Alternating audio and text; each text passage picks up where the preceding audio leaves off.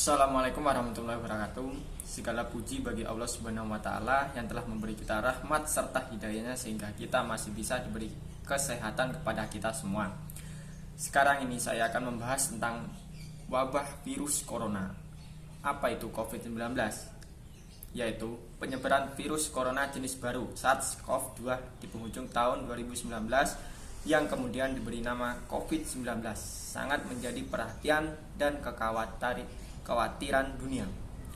COVID-19 pertama kali ditemukan di kota Wuhan, Cina, yang kemudian berimigrasi dan mewabah ke seluruh dunia. Akibat dari penyebarannya yang cukup besar tersebut, pada akhirnya pada tanggal 11 Maret 2020, Organisasi Kesehatan Dunia World Health Organization WHO menetapkan penyebaran COVID-19 sebagai pandemi.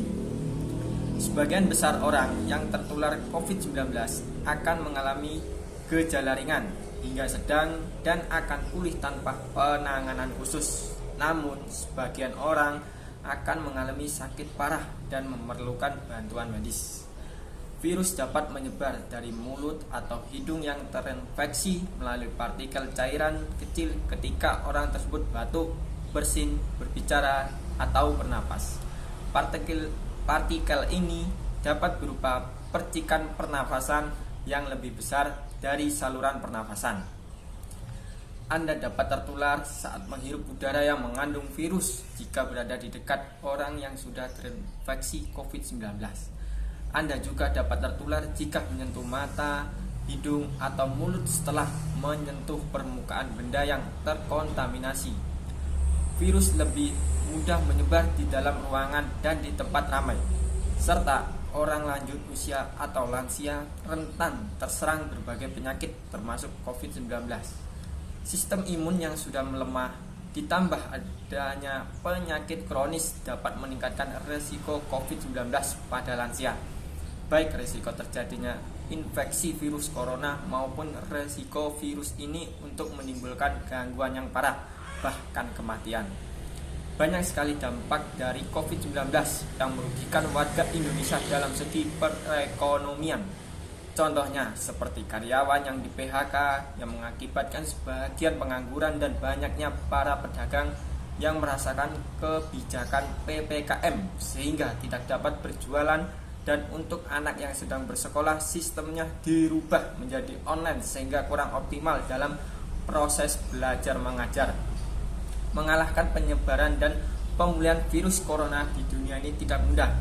Namun beragam upaya terus dilakukan para ahli dan penduduk demi mengakhiri virus yang terus menyerang tak henti-hentinya.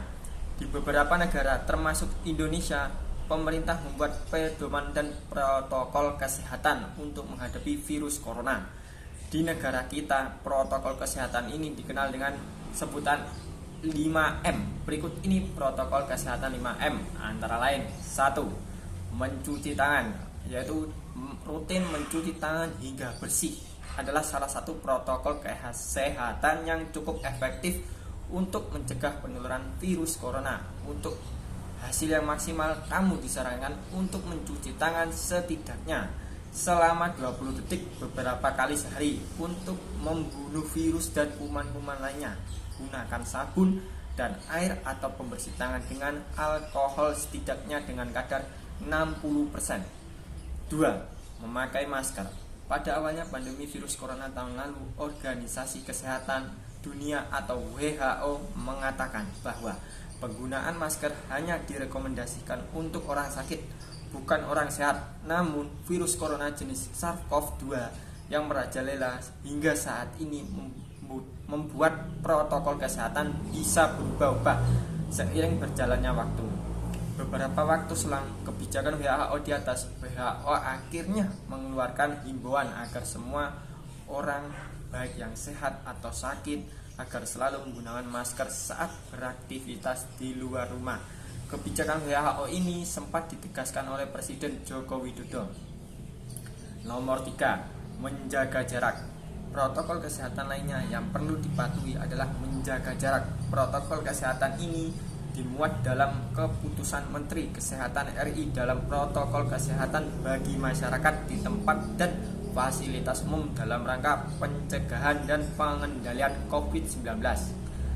Di sana disebutkan menjaga jarak minimal 1 meter dengan orang lain untuk menghindari terkena droplets dari orang yang bicara, batuk, atau bersin, serta menghindari kerumunan, keramaian, dan berdesakan. Bila tidak memungkinkan melakukan jaga jarak, maka dapat dilakukan berbagai rekayasa administrasi dan teknis lainnya. Nomor 4. Menjauhi kerumunan. Selain 3 hal di atas, menjauhi kerumunan merupakan protokol kesehatan yang juga harus dilakukan. Menurut Kementerian Kesehatan RI, Kementerian Masyarakat diminta untuk menjauhi kerumunan saat berada di luar rumah.